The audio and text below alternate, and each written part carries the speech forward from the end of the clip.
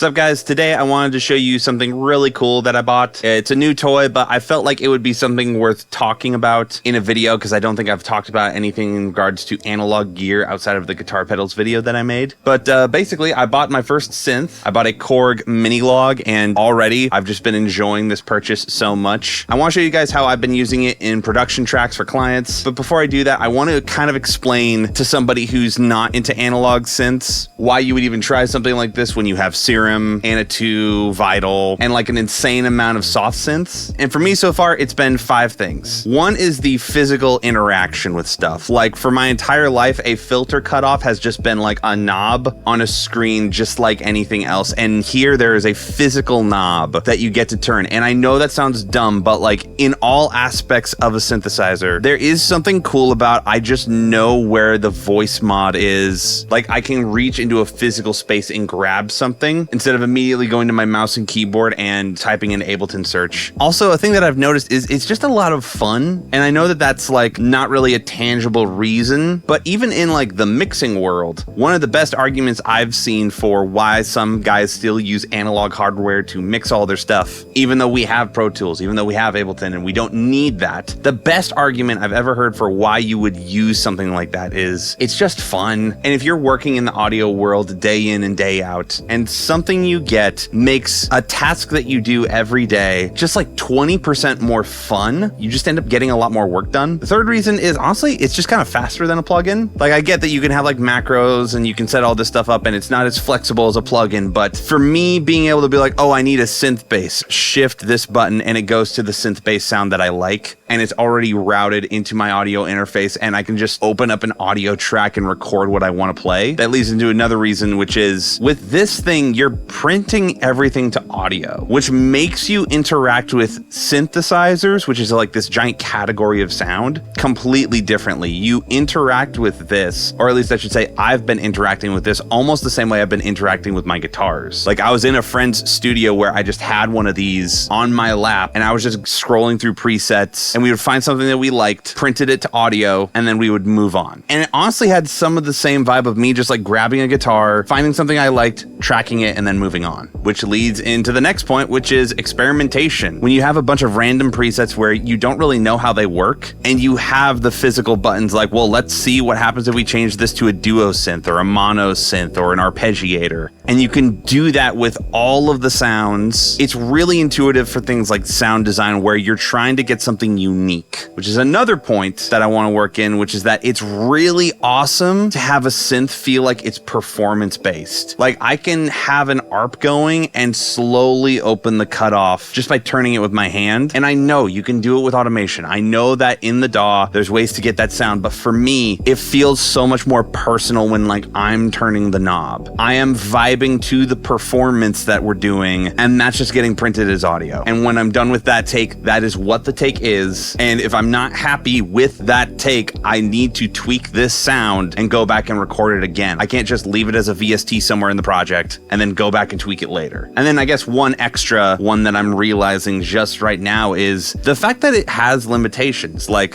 for the minilogue, there's only like 150 presets. And for me, it forces me to be a lot more creative with like my sound design choices because I don't have like an unlimited amount of bass patches in Serum. I don't have like 50 packs of synth presets that I've downloaded to Vital from a bunch of different people. There's like 150 sounds on here. You can tweak the ones that are on here, or you can design something from scratch, but it gets you outside of the framework of presets. And for me, it gets me thinking of them in terms of just like raw materials almost. Like I can turn this into something else. I can find a pulse width modulation synth patch, and even though it might not be exactly what I'm looking for, I'm like, all right, well, this is the closest thing that I've got, so let me tweak it and design it to be exactly what I want it to be. Like there's a level of like forced interaction with it. And honestly, all of this stuff has just been like really inspiring. And so I thought I would show you guys how I've been using it on tracks in a very practical way. All right, so I have a drum loop and a guitar loop, and they both sound like this.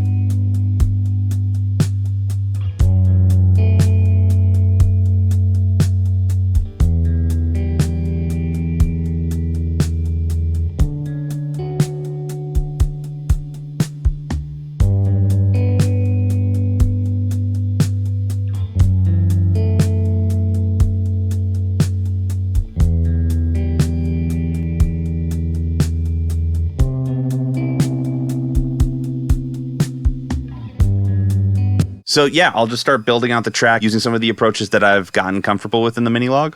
So we have like this little bell sound going on, and I'm gonna use the tempo control to see if I can actually make it do these like weird sparkle sounds.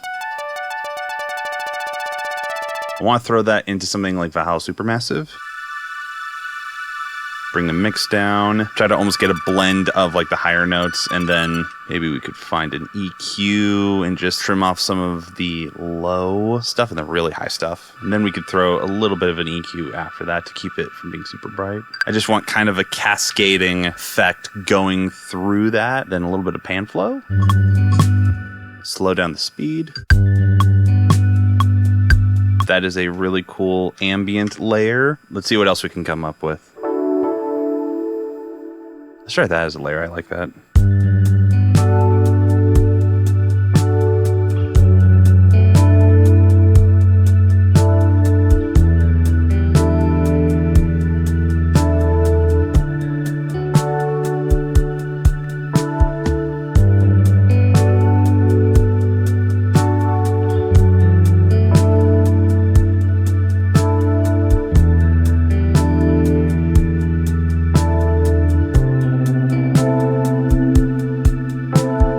And there were a couple of like imperfections in there, but honestly, I've found myself kind of keeping those like imperfections almost as like when you're on a guitar and you like do something that's a little bit imperfect. Yeah, let's do a higher octave of that and we'll track it in. I'm not even gonna like quantize anything. I'm just gonna like track what I'm playing with this new patch on top of the old patch.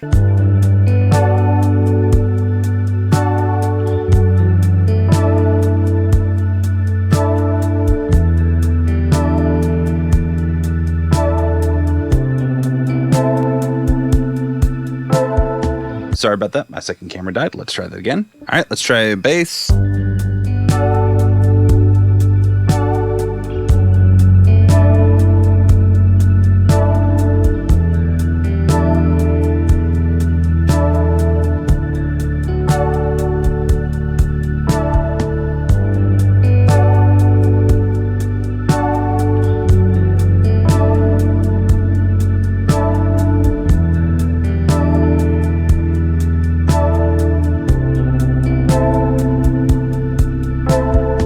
That bass is cool, but I want to add a little bit more grit on top of it, so I'm going to try to make like a Reese to go on top of it. Yeah, I'm just going to track this like as just a way to beef up the bass a little bit.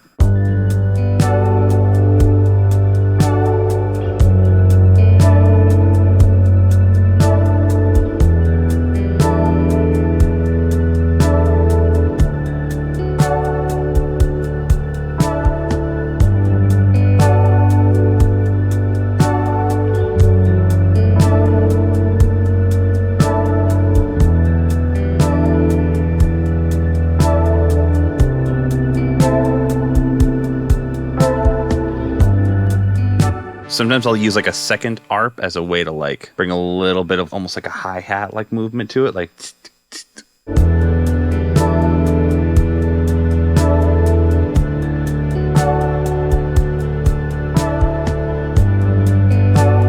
now let's try to get to like some kind of weird legato thing going.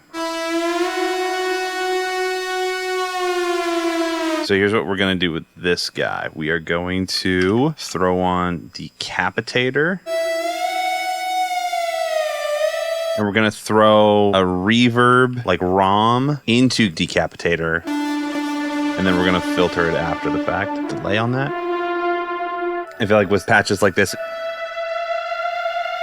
it like sounds better when you like go slow with the bending, because then the reverb like catches like the pitch drift going up.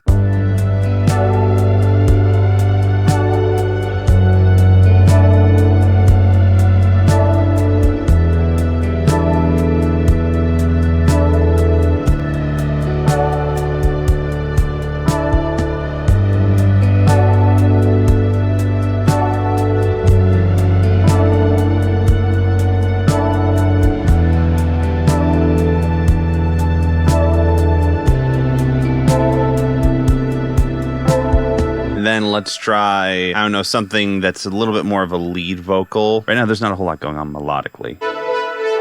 Let's try a brass as a lead. I haven't tried that before.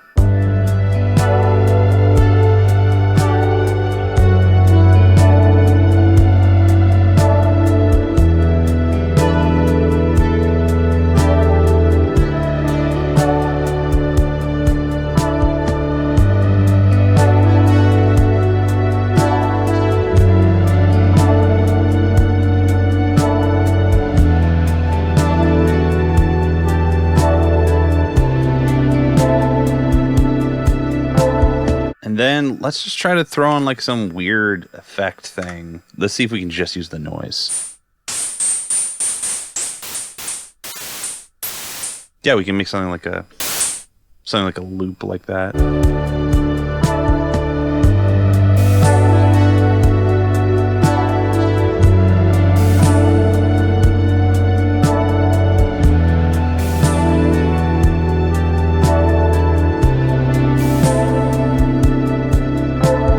Let's try using some H delay on that. All right, so we're about an hour after we started. Again, we started out with this.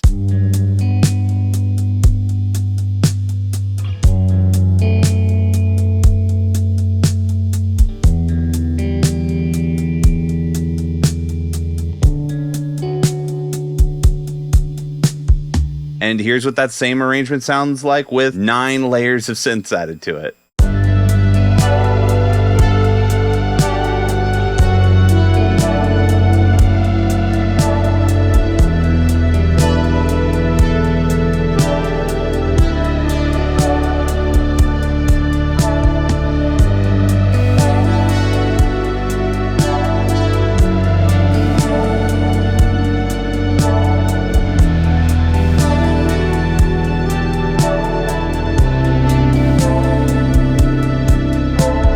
But yeah, as you can see, I'm clearly getting my money's worth out of this synth. But yeah, hopefully you guys enjoyed this video. If you enjoyed these kind of like gear videos where I'm not just talking about a piece of gear, I'm like using it to make music, let me know, because these are really fun. But yeah, hopefully you guys enjoyed this. I will see you again next week.